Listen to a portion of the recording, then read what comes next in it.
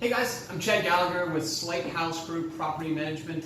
Just want to do a quick video here on kind of how we do our investing typically.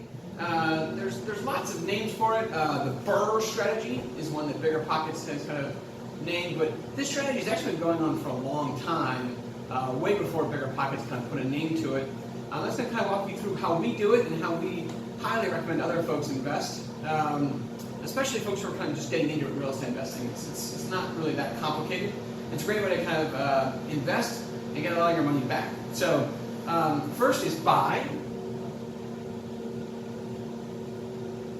Buy the property typically in cash, or buy it in full with potentially private money.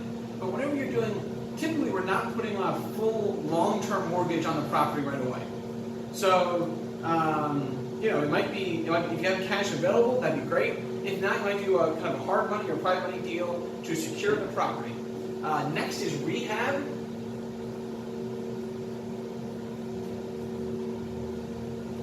So this is fix anything wrong with the property.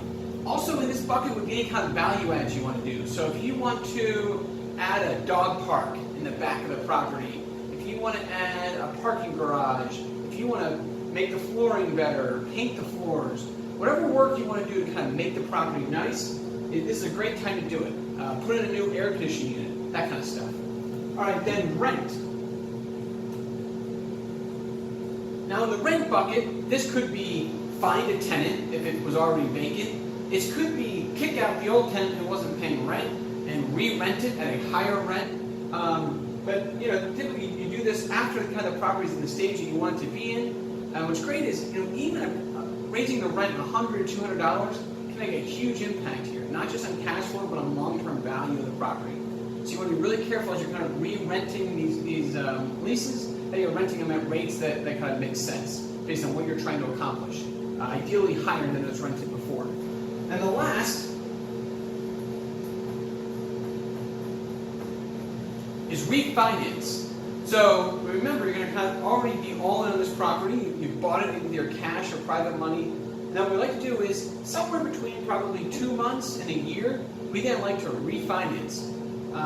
Basically, we'll go to a bank and try to pull out 80%, maybe 75% of whatever the appraised value of the property is. Now, key with this, you're looking for a bank or a credit union that's okay working like this. So it's okay doing a refinance at a higher appraised value than what you bought it for. Let's kind of walk you through a quick scenario of how this would then play out. So let's say you buy it for $100K.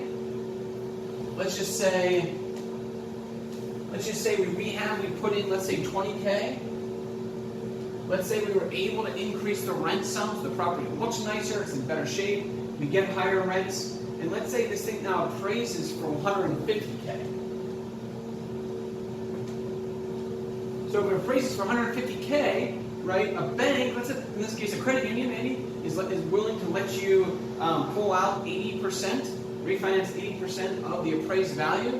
So now you'd actually pull out $120K. So I chose these numbers to make easy math, but in this case, you can actually refinance the property and almost be no money in to the original deal, right? Maybe just some closing costs along the way that you may have to pay. But essentially, you could basically acquire a property for, well, this is all said and done, either your own money, have it back to go buy a new property, or have the private money, hard money back, and you're able to move on again. So it's a really killer strategy, because now you own this property. You got a loan on it, and come back in 20 to 30 years, you're going to own it in full, having put out basically no money up front.